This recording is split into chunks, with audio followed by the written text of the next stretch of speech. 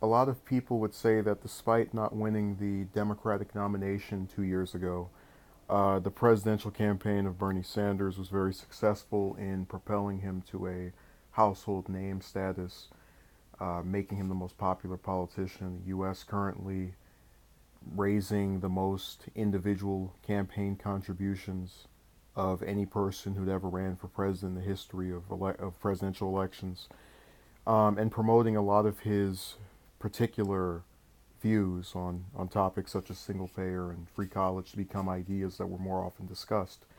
But I really started to think about what particular thing bothered me the most, or still to this day bothers me, out of that run of his and that campaign. And I realized it was not the media going out of their way to ignore the fact that he existed. It was not the consistent claims that he was too old, which are going to be magnified, even more now. But it all had to do with him identifying himself as a democratic socialist. And for people who actually are substantive, they say, okay, you tell me, you're identifying as that, but what in particular does that mean? Because, I generally don't agree with conservatives, but if I can get a conservative candidate or someone that identifies as one, like a Charlie Baker, for example, out of Massachusetts, where they have positions that I tend to agree with on socially, or if it's someone like Rand Paul and their foreign policy is off the charts in comparison with a lot of these moderate Democrats, I can feel much more inclined to support that person because I've now become familiarized with them as an individual.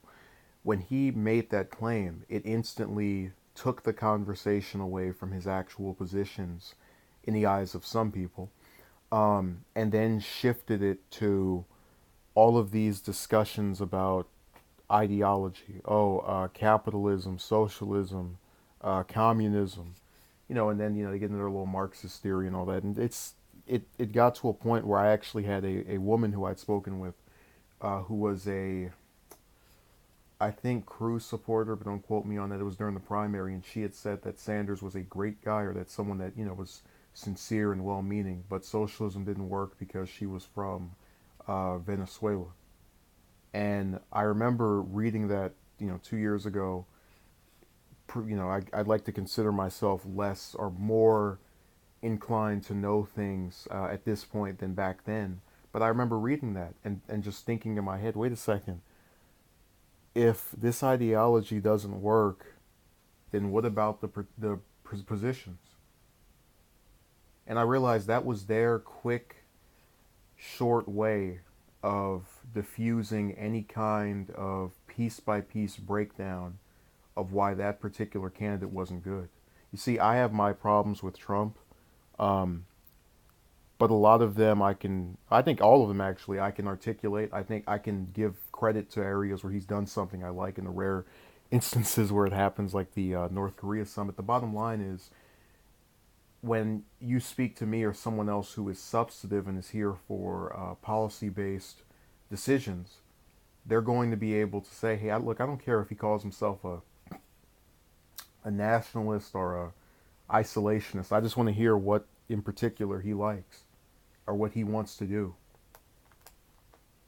So that's been the biggest aggravation over the last 2 years. Anyone who is caught talking positively about Sanders now gets called a socialist, and it's all designed to suppress any deeper thought. Oh, just you hear this label, turn away from it. They're a little red scare. If you saw the thing that happened with Cruz and O'Rourke, the only thing O'Rourke signed on to Sanders, that Sanders was affiliated with, from what I can recall, was single payer, and Cruz just kept on bringing up social as part of his little red scare to trick people into thinking that you better vote for me or the world is going to end. And it's fear mongering will continue to go on in the U.S. far past my lifetime. But it's sad because if we got people to accept the idea that everyone calls themselves something